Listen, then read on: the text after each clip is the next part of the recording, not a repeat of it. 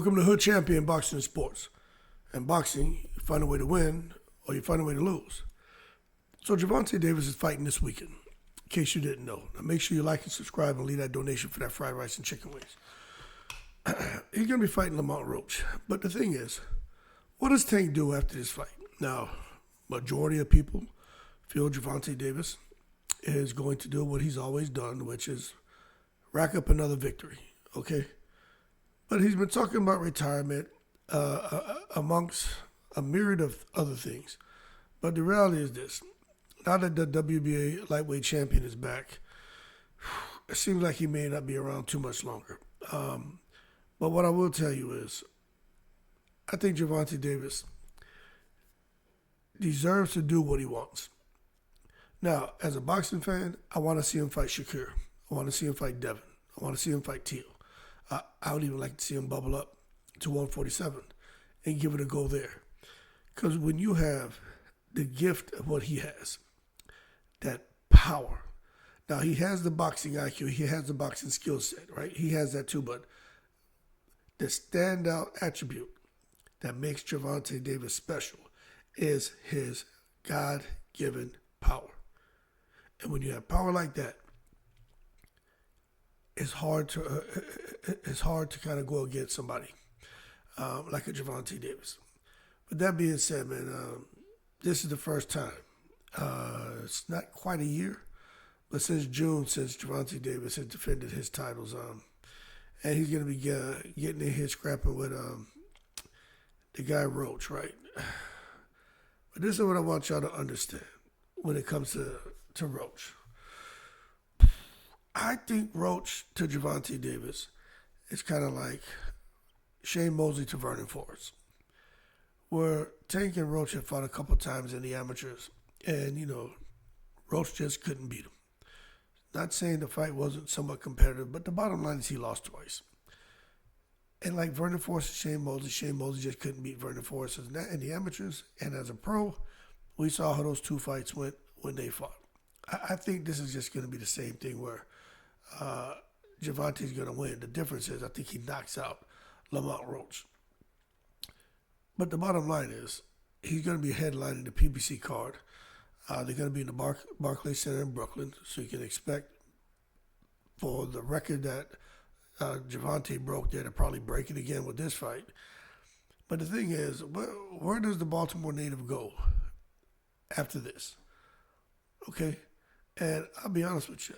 I think for Gervonta Davis, the way he knocked out Frank Martin, the way he knocked out Rolly, the fact that he knocked out Ryan, if he knocks out Roach, I think the next move for Gervonta Davis is, as much as he's saying he doesn't want to do it, and I can understand his reluctance, is to go on over to Saudi Arabia.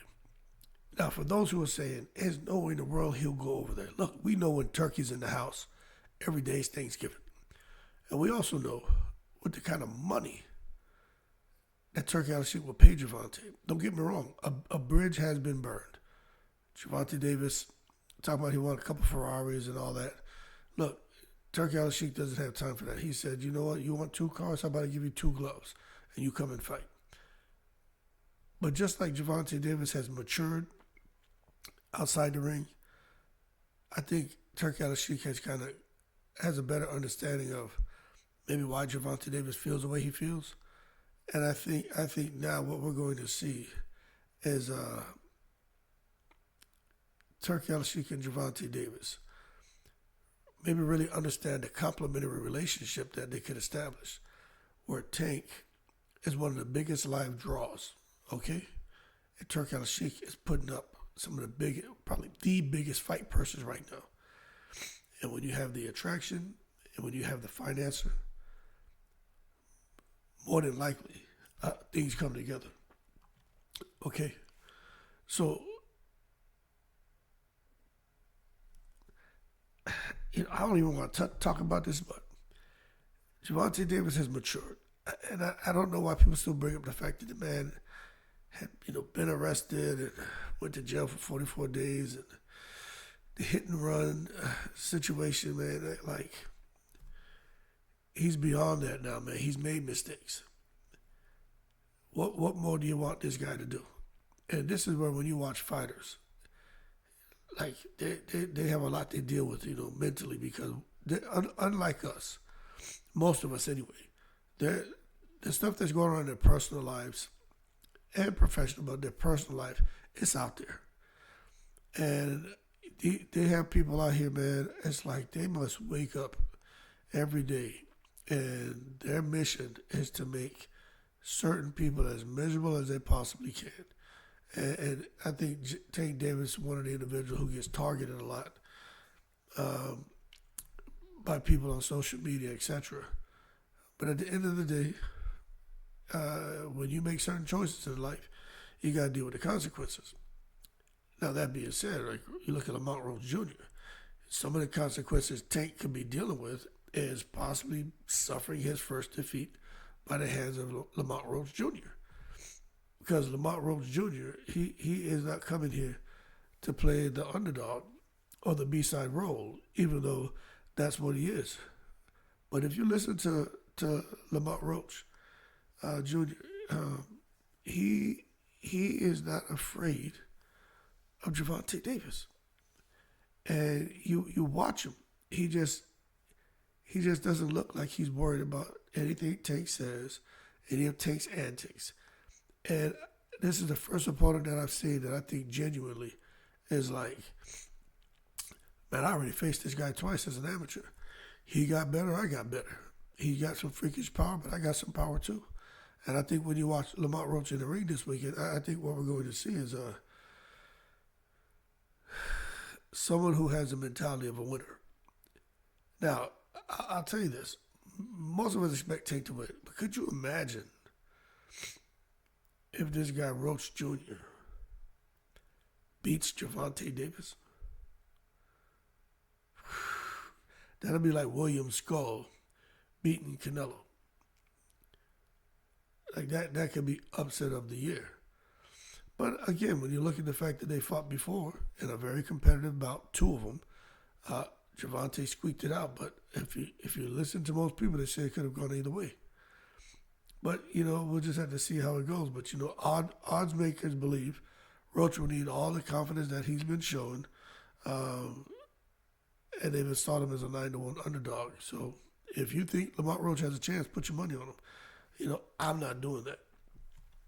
He can call himself the Reaper all he wants, but I'm not really sure. I'm not really sure Lamont Roach can get outside of 4 rounds if Gervonta Davis decides to step to him. But who knows? Gervonta Davis isn't reckless. He'll play it safe. He'll be smart. But when he decides to turn up the heat, that kitchen gets hot real quick. It gets real uncomfortable. And his opponents end up sweating. And I just think whenever Gervonta Davis decides to turn up that heat, Lamont Roach is going to be very uncomfortable. But anyway, we'll see. Let me see if I can find something here. I want to read something to you that I was looking for. Okay. This is something that's interesting.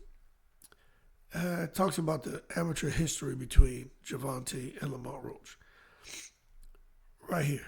It says, even though Roach, who largely grew up in Upper Marlboro, Maryland, was officially 0-2 against Baltimore's Davis on the amateur levels, the fact that the two boxers go back so many years might play a role in this weekend's fight. Roach, who was 125-15 as an amateur, won 2 Junior National Golden Gloves championships, a National Police Athletic League championship, and 5 ringside world championships. So pretty impressive accomplishments. Roach last fought Davis as an amateur at the age of 15 in 2010, when both were ranked in the top 2 of the weight class nationally. But the familiarity of growing up around Davis and having twice competed against him in the amateurs has left Roach confident he can compete as a professional too. Oftentimes when amateur rivals eventually meet against one another as a pro, there's an inclination to reject that any of the time spent will matter years later. Now, remember, I talked about Shane Mosley and Vernon Forrest. That shit mattered. They can say it may not matter, but no, it matters. But anyway, the 2024 clash between Garcia and Devin Haney pushed back on that. Remember, they fought as amateurs as well 6 times. Now, these former, here it goes. It says right here they fought 6 times as amateurs and each winning 3 bouts. But it was Garcia's prior knowledge regarding Haney's inability to pick up the timing of his lightning-fast left hook that played a big role in Garcia pulling the upset. Now, that's a good point. Because whatever Tank did to win those 2 amateur bouts, just maybe Tank is going to be looking for that in this fight this weekend. Kind of like Ryan, who realized, okay, there's something I did with Haney over 6 fights, even though I lost 3. But there's something I did where in every fight I was able to have success. And as a pro, Ryan Garcia obviously showed that he was able to have success. Gervonta Davis is already just a freak of nature when it comes to boxing. Whatever he did in those 2 fights to have success, to get the victories, you can't make me believe that he's not thinking about that going in as a pro, saying, shit, you know what, it was a competitive fight, but when I did this in the first fight, this in the second fight, I always had success. And he'll probably be looking to do that this weekend as well, in addition to everything else that he's picked up along the way. Anyway, if Gervonta Davis wins, look, he's on to the next. It could be retirement, continuing fighting. I personally would like to see him go to 140, 147, and face like a Boots Ennis, a Brian Norman Jr., a Devin Haney, a Ryan Aroli. You know, I like to see him get up to 147 and try to pick up another title there. He already got a title at 140. But even at 140, there's some good fights there. But go fight for a title, man. Become a 4-division champion. I think Gervonta can do it. But probably out of all those names, the most interesting fight would be Gervonta Davis against Teofimo Lopez. I know a lot of these fighters don't want to fight Teofimo Lopez, and I get it. But that would be interesting. You know, because Teofimo was going up to 147. But at 135, you got Shakir. But I don't know. I just think Tank kills Shakir Stevenson. But Teofimo at 147, especially if Teofimo can pick up some kind of hardware, that would become an interesting fight. But you know what? We got to wait and see what Tank wants to do. That being said, Gervonta Davis is working on himself, trying to become a better human being. You know, he took Shahada. I'm going to assume that he's a Muslim. Talks about his kids a lot more. He just wants to be a better person. But as long as he's fighting, he wants to be mean. But after that, he even said he wants to seek therapy and get help. And people laugh at him for that. I don't think it's funny.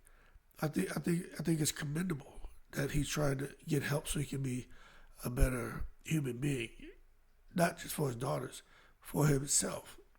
He doesn't want to be the kid with the chip on his shoulder, the kid who didn't grow up with a father, and the kid from the inner city who his natural instinct is to be aggressive and to hurt. He doesn't want to be that. But that being said, who knows what Tank is going to do? He has a lot of options if he wants to stay boxing. If he doesn't, I'm sure Tank can find things to do outside of after boxing to keep making money. But the bottom line is when he gets in the ring this weekend, I know what he's going to do for a fact. He's going to put the Baltimore Bing Bings on Lamont Roach. And then we'll see what's next for him. Anyway, y'all keep cool. Shout out to the veterans on 7 continents. In the breeze.